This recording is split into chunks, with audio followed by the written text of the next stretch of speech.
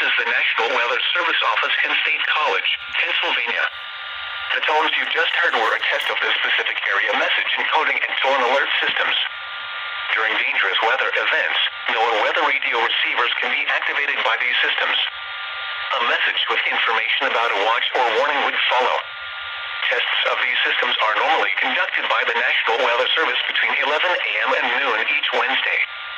If there is a threat of severe weather, the test may be postponed until the next good weather day. Repeating, this was a test of the specific area message encoding and tone alert systems.